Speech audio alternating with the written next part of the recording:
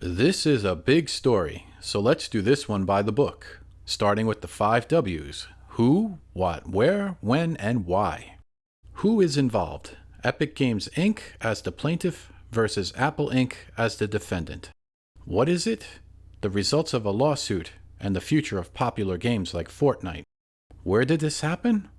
The United States District Court, Northern District of California.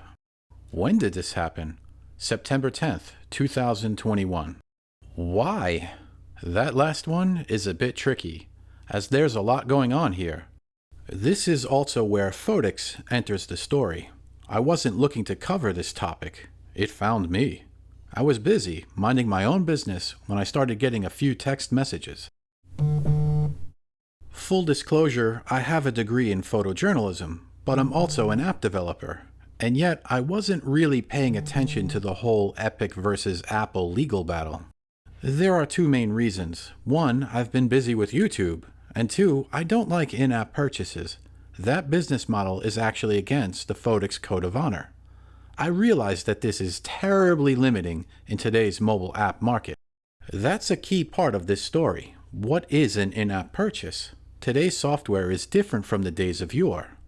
Unlike video games on a cartridge or a disc, modern applications can be updated after launch. This can be a very good thing, as it allows developers to fix bugs and add features after a game has launched. Yet, it also allows companies to charge for these updates. That's where the software industry took a bad turn. Look at Super Mario Bros. That game was released on the Nintendo Entertainment System in the mid-80s. People still play it. The game doesn't need updating. But when you look at the modern equivalent on Apple's App Store, Super Mario Run, the jumping plumber is not as dominant. Why? Well, lots of players, myself included, were not excited about internet connectivity required to play. If you read the reviews, you can also see grumbling about paying $10 for all 6 worlds. When many popular iOS games are as low as 99 cents, lots of players are used to cheap mobile games. This is also known as the race to the bottom. Early mobile app developers dropped their prices in order to attract as many customers as possible. What's the next tier below 99 cents? Free.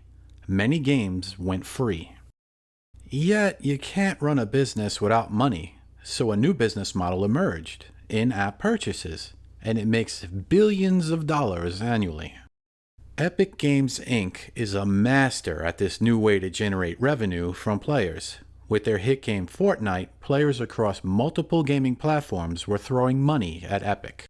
That's how we can start to answer the why of this story. A lot of money is on the line. That's where Apple enters the picture. If you have an iPhone or iPad, there's pretty much only one place you can get apps for those devices, Apple's App Store. And if you want to do business in that store, you have to play by Apple's rules. This is also known as Apple's walled garden, and it can be quite frustrating for developers. But more importantly, it can be quite expensive for developers. Typically, Apple charges a 30% commission on app sales and in-app purchases. No matter the size of your company, that's a lot of money. That's why this topic is especially heated. As a developer, I'm happy to see Epic shaking things up, and yet, as a consumer, I like Apple's App Store. If I'm buying software for macOS, that's where I prefer to go. Also, as part of full disclosure, Photics is part of Apple's small business program. That means Apple only charges a 15% commission on my apps, as I don't make $1 million a year on app development. However, I do have apps on the App Store. As a developer, it feels like Epic Games is doing the fighting, losing a lot of money, and other developers like me are getting the rewards. Would changes like the small business program occur if there wasn't pressure on Apple? I'm thinking unlikely, but you can post your opinion in the comments. Meanwhile, Epic Games also makes the Unreal Engine, which plenty of app developers use to make their games. There's also the Epic Games Store, so Epic does have a financial interest in supporting developers. Last year, Epic announced that Unreal Engine royalties waived on the first $1 million in-game revenue. So, the less money developers are losing to Apple's commission is potentially more money for Epic Games. However, it's bigger than that. The Epic Games Store is for PC and Mac. It's not for iPhone, iPad, or Apple TV.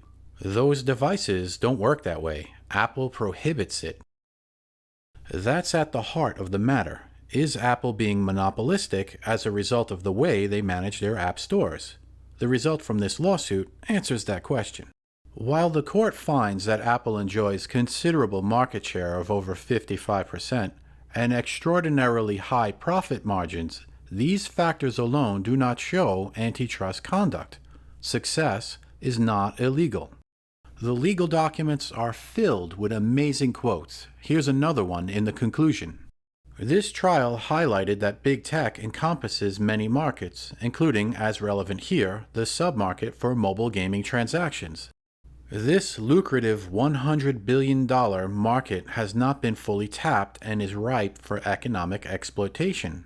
As a major player in the wider video gaming industry, Epic Games brought this lawsuit to challenge Apple's control over access to a considerable portion of this submarket for mobile gaming transactions.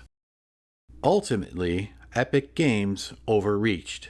As a consequence, the trial record was not as fulsome with respect to antitrust conduct in the relevant market as it could have been.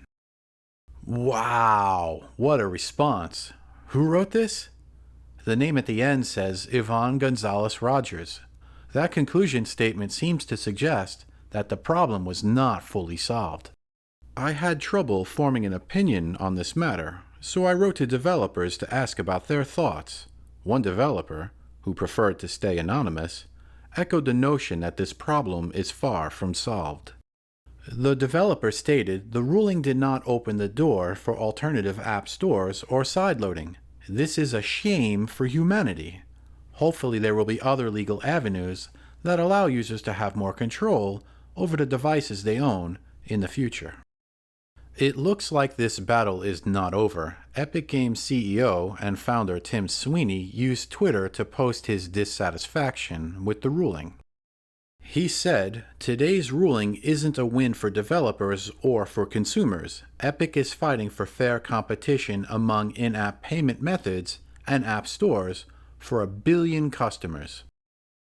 While Epic may be fighting for consumers and developers, the reality is that Epic lost money when they tried to go around Apple's payment system.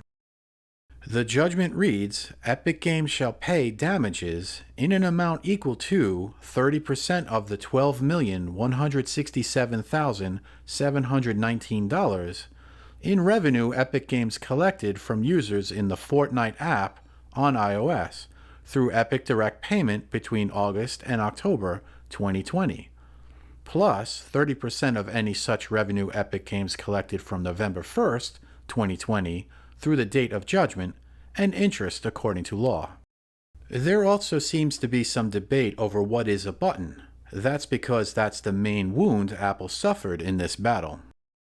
The permanent injunction reads, Apple Inc. and its officers, agents, servants, employees, and any person in active concert or participation with them are hereby permanently restrained and enjoined from prohibiting developers from, including in their apps and their metadata buttons, external links, or other calls to action that direct customers to purchasing mechanisms, in addition to in-app purchasing and communication with customers through points of contact obtained voluntarily from customers through account registration within the app.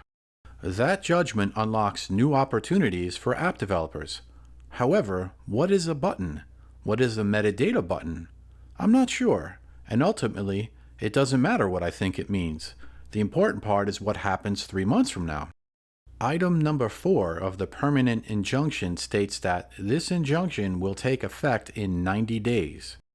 So, I asked Siri, what day is 90 days after September 10th, 2021? She said, boop boop, it's Thursday, December 9, 2021. You can also double check that with Wolfram Alpha.